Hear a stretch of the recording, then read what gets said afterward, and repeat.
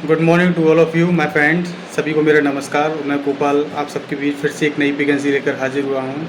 तो आज हम बात करेंगे DSSB Delhi subordinate service selection board 2026 की वैकेंसी के बारे में।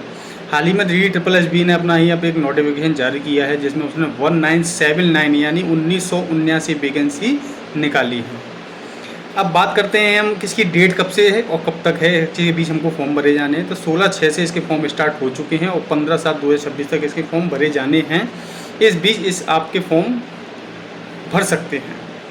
अब बात करते हैं इसकी फ़ीस की। तो इसकी फ़ीस जो है जनरल OBC और EWS कैंडिडेट के लिए 100 रुपीज़ रखी गई है और SC ST और PH फिजिकल हैंडीकैप जो कैंडिडेट्स हैं उनके लिए 0 फीस रखी गई है। पर हर बार की तरह मैं आपसे रिक्वेस्ट करता हूँ कि प्लीज़ मेरा चैनल सब्सक्राइब करना ना भूलिए। मैं हर बार आपके लिए एक नई वैकेंसी लेकर हाजिर होता हूँ, तो प्लीज़ मेरा चैनल सब्सक्राइब कर दिए ताकि मैं जितनी भी लेटेस्ट वैकेंसी डालूँ सभी आप तक पहुँच चुके हैं और आप उसका फ़ायदा उठा सकें। अब बात करते हैं इसका एज क्राइटेरिया। तो इसका एज क्राइटेरिया वो है जो कि पोस्ट वाइज है, जो मिनिमम आपका 18 से 21 दी गई है और मैक्सिमम जो है वो 30 से लेकर 35 साल तक है, बट ये आपका पोस्ट वाइज है। अब हम बात करते हैं इसकी पोस्ट कोड की। तो इसमें 2 पोस्ट कोड दिए हुए हैं, 21/26 यानी पोस्ट कोड का नाम है 21 और 26 जो है वो ईयर है 2026। एक है आपका 45/26 यानी 45 पोस्ट कोड है और 2026 ईयर है। टोटल पोस्ट जैसे मैंने आपको बताया था स्टार्टिंग में 1979 यानी 1979 पोस्ट निकली गई हैं। और इसमें इसकी जो एलिजिबिलिटी है वो हमेशा इसमें जो दी गई है वो पोस्ट वाइज इसमें एलिजिबिलिटी अलग अलग दी गई है सबकी। तो वो आप नोटिफिकेशन में देख सकते हैं, जिसको मैं अपने डिस्क्रिप्शन में आपको लिए प्रोवाइड करा दूंगा, तो वो पूरा आप डिस्क्रिप्शन में पढ़ सकते हैं। अब हम बात करते हैं इसके जो पेपर होना है उसमें नेगेटिव मार्किंग होगी या नहीं होगी। तो नेगेटिव मार्किंग बिल्कुल होगी। अब नेगेटिव मार्किंग होगी किस पैटर्न पे, तो वो होगी 1/4 यानी 0.25। अगर आपके 4 क्वेश्चन गलत हैं तो एक सही क्वेश्चन आपका माइनस किया जाएगा। इस चीज़ का विशेष ध्यान रखें। अब क्वालिफाइंग कितना रहेगा, तो आपका जर्नल और EWS के लिए 40% मार्क्स यानी 100 का पेपर है तो कम से कम 40% मार्क्स लाना कंपलसरी है, तभी आप नेक्स्ट स्टेज में आगे जा सकेंगे।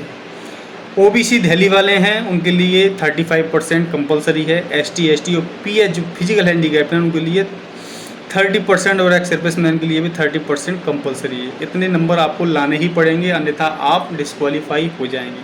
अगर ये क्राइटेरिया आप क्वालिफाई करते हैं तब आप आगे की स्टेज में जा पाएंगे। तो ये पोस्ट काफ़ी ज़्यादा मात्रा में है, लगभग मेरे हिसाब से पूरी की पूरी एक तरह से 1980 के आसपास पोस्ट हैं, एक ही कम है, केवल 79 पोस्ट हैं।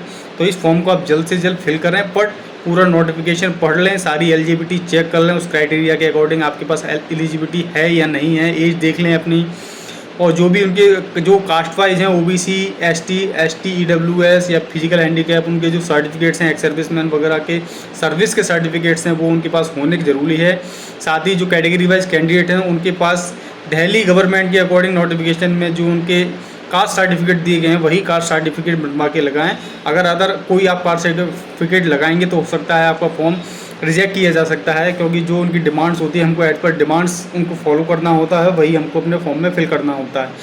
आपको एक चीज़ बताना चाहूँगा, फॉर्म को फिल करने से पहले अपना रजिस्ट्रेशन करना जरूरी है। रजिस्ट्रेशन के बाद ही आप अपना फॉर्म फिल कर पाएंगे।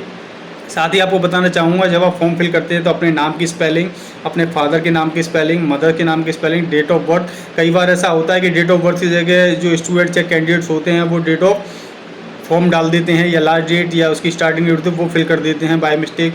तो वो चीज़ ध्यान रखें आप। ये बहुत छोटी छोटी चीज़ है जिनको हमको ध्यान रखना है।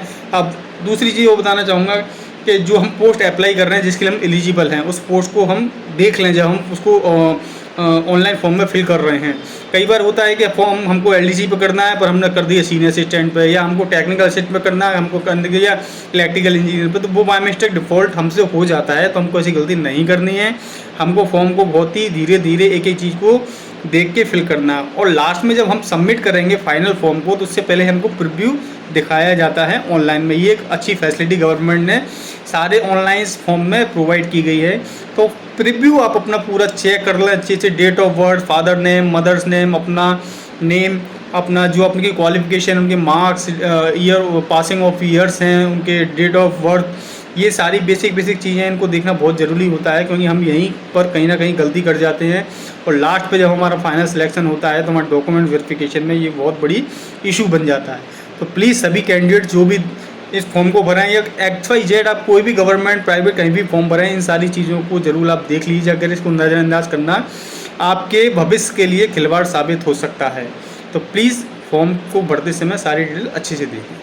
अगर आपको मेरी वीडियो पसंद आ रही हो तो प्लीज़ सब्सक्राइब करना ना भूलें, लाइक करना भूलें और शेयर करना तो बिल्कुल ना भूलें। कमेंट में ज़रूर बताएं अगर आपको किसी प्रकार की कोई प्रॉब्लम या दिक्कत आ रही है।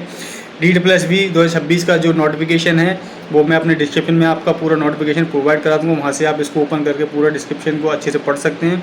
साथ ही इसकी वेबसाइट की डिटेल्स और लिंक्स भी मैं आपको अपनी डिस्क्रिप्शन में दे दूँगा, यहाँ से आप डायरेक्ट फॉर्म वाली साइट पर पहुँच के इसको फॉर्म को फिल कर सकते हैं। तो थैंक यू दोस्तों, बाय बाय। फिर हाजिर होऊंगा आपके लिए एक नई वैकेंसी के साथ। जय हिंद, जय भारत।